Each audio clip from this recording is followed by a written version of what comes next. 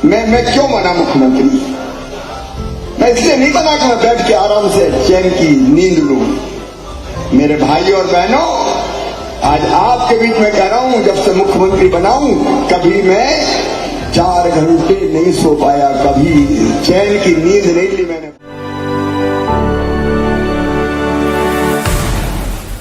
शिवराज नहीं तो कौन? भाजपा के सीएम पद के लिए ये 8 नेता ठोक रहे दावेदारी। मध्य प्रदेश में होने वाले विधानसभा चुनाव से पहले सभी सियासी दलों ने कमर कस ली है। प्रदेश में मतदान की तारीखों के ऐलान के साथ ही भाजपा और कांग्रेस समेत तमाम सियासी दल जनता के बीच अपनी पूरी ताकत के साथ उतर चुके हैं। इस बार प्रदेश के चुनाव बेहद ही रोचक होने जा रहे हैं। भाजपा और कांग्रेस के बीच जोरदार टक्कर दिख रही है। इस बीच भाजपा ने कई चौंका देने वाले फैसलों से सियासी सुर्खियों को अपनी तरफ मोड़ लिया है। जी हां, सियासी गलियारों में इस बात को लेकर चर्चा तेज है कि 19 साल तक प्रदेश के मुख्यमंत्री रहे शिवराज सिंह चौहान की भाजपा अब विदाई कर सकती है। पार्टी ने इस बार चुनाव के लिए शिवराज सिंह चौहान को अपना मुख्यमंत्री चेहरा घोषित नहीं किया है। भाजपा यह चुनाव पीएम मोदी के चेहरे और कमल के निशान पर लड़ती दिख रही है। ऐसे में अब यह सवाल खड़ा हो गया है कि शिवराज नहीं तो कौन? अगर भाजपा की सत्ता बरकरार रहती है तो कौन होगा प्रदेश का अगला मुखिया? तो बता दें, पार्टी की तरफ से अगले सीएम चेहरे को लेकर भी इशारा कर दिया गया है। भाजपा ने इस बार विधायक का चुनाव लड़ने वाले अपने उम्मीदवारों की फहरिस्त में कहीं न कहीं सीएम पद के प्रबल दावेदारों को भी जगह दे दी है। यही वजह है कि इस बार के विधानसभा चुनाव में भाजपा की तरफ से 7 सांसदों समेत 3 केंद्रीय मंत्री और एक राष्ट्रीय महासचिव को भी मैदान में उतारा गया है। तो आइए आपको बता देते हैं आखिर कौन से हैं वो 8 चेहरे जो शिवराज की जगह भाजपा के अगले सीएम पद के दावेदार हो सकते हैं। इस लिस्ट में सबसे पहला नाम है वीडी शर्मा का। एमपी में भाजपा के सीएम उम्मीदवारों में जिन चेहरों को लेकर चर्चा है, उनमें वर्तमान प्रदेश अध्यक्ष वीडी शर्मा का नाम भी शामिल है। वीडी शर्मा खजुराहो से सांसद हैं।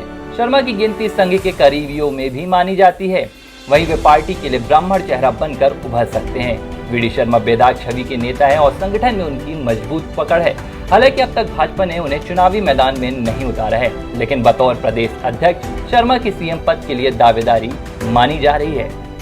नरोत्तम मिश्रा इस लिस्ट के दूसरे चेहरे हैं। नरोत्तम मिश्रा वे प्रदेश के गृह मंत्री हैं। उन्हें शिवराज सिंह चौहान के बाद नंबर 2 की कुर्सी पर भी गिना जाता है। मिश्रा अपने तेजतर्रा बयानों और दबंग अंदाज के चलते सुर्खियों में रहते हैं। पिछले कुछ समय से वे प्रदेश के अलावा राष्ट्रीय और अन्य राजनीतिक मुद्दों पर भी बेबाकी से बोलते हुए नजर आए हैं। वे प्रदेश में खुद की एक हार्डकोर हिंदूवादी नेता की छवि बनाने के प्रयासों में भी लगे हुए नजर आते हैं। पार्टी ने उन्हें इस बार दतिया से चुनावी मैदान में उतारा है। प्रहलाद सिंह पटेल सीएम पद के तीसरे उम्मीदवार हैं। प्रहलाद सिंह पटेल एमपी के दमोह से सांसद और मोदी सरकार में मंत्री हैं। 1989 से लेकर अब तक वे 5 बार सांसदी का चुनाव जीत चुके हैं। पार्टी ने पहली बार उन्हें उनके जन्म स्थान नरसिंहपुर से विधायकी की टिकट दी है। प्रहलाद सिंह पटेल संगठन और संघ में मजबूत पकड़ रखते हैं। वे पूर्व सीएम उमा भारती के खास नेताओं में भी शामिल हैं। इसके अलावा प्रदेश में एक बड़े ओबीसी नेता की फहरिस्त में भी शामिल है। कैलाश विजयवर्गीय सीएम उम्मीदवारों की लिस्ट में चौथा नाम कैलाश विजयवर्गीय का है। पार्टी ने उन्हें इंदौर 1 से प्रत्याशी बनाया है। विजयवर्गीय का नाम प्रत्याशियों की लिस्ट में बेहद ही चौंका देने वाला है। विजयवर्गीय ने इंदौर भाजपा से अपने राजनीतिक सफर की शुरुआत की थी और इंदौर में महापौर भी बने। इसके बाद वे 6 बार विधायक भी रहे और कभी भी उन्होंने चुनाव में हार का मुंह नहीं देखा। वे एमपी में 12 साल तक कैबिनेट मंत्री के तौर पर भी रहे। इसके बाद उन्होंने राष्ट्रीय महासचिव के तौर पर बंगाल में भाजपा की जड़ें मजबूत की। यहाँ तक कि उन्हें बंगाल में भाजपा का टाइगर नाम भी दिया गया। ऐसे में प्रदेश की सियासत में विजयवर्गीय की वापसी कहीं न कहीं सीएम पद पर दावेदारी भी ठोक रही है। नरेंद्र सिंह तोमर सीएम पद के उम्मीदवारों में 5वां नाम मोदी सरकार के मंत्री नरेंद्र सिंह तोमर का है।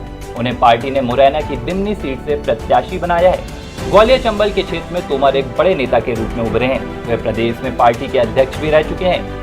भाजपा नरेंद्र सिंह तोमर को मध्य प्रदेश विधानसभा चुनाव के लिए अपनी चुनाव प्रबंधन समिति का संयोजक भी नियुक्त कर चुकी है। ऐसे में अब उनकी सक्रियता कहीं न कहीं साफ तौर पर सीएम पद के उम्मीदवारों में उन्हें शामिल कर रही है। फग्गन सिंह कुलस्ते सीएम उम्मीदवारों में छठे नाम फग्गन सिंह कुलस्ते हैं। वे मोदी सरकार में मंत्री हैं और 6 बार सांसद रह चुके हैं। कुलस्ते प्रदेश और देश की सियासत में एक बड़े आदिवासी चेहरे के रूप में जाने जाते हैं। पार्टी ने उन्हें मंडला के निवास से प्रत्याशी बनाया है। ऐसे में पार्टी आदिवासी वोट बैंक को साधने की कवायद में कुलस्ते का नाम भी सीएम पद के लिए आगे बढ़ा सकती है। राकेश सिंह जबलपुर से 4 बार के सांसद हैं। वे 2003 से लगातार पार्टी के लिए आम चुनाव में जीत हासिल कर रहे हैं। लोकसभा में वे मुख्य सचेतक की भी भूमिका निभा रहे हैं। हालांकि साल 2018 में पार्टी ने उन्हें प्रदेश अध्यक्ष बनाया था, लेकिन वे विधानसभा चुनाव में वे भाजपा को जीत नहीं दिला पाए थे। नतीजन उन्हें 2020 में अध्यक्ष पद से हटा दिया गया, लेकिन एक बार फिर पार्टी ने उन्हें अब जबलपुर पश्चिम से अपना उम्मीदवार बनाया है।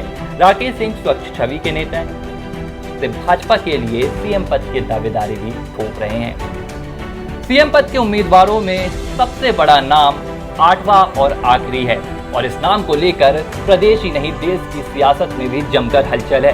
ये नाम है ज्योतिरादित्य सिंधिया का। एमपी में भाजपा के अगले सीएम पद के सबसे बड़े दावेदारों में ज्योतिरादित्य सिंधिया का नाम पहले नंबर पर है।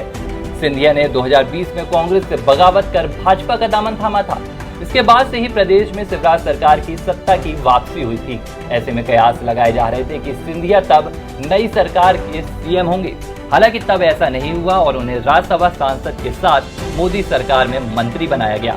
लेकिन प्रदेश की सियासत में सीएम पद के लिए सिंधिया समर्थक लगातार मांग उठाते रहे हैं, लेकिन कभी भी सिंधिया या पार्टी ने उनकी दावेदारी को लेकर कुछ भी नहीं कहा।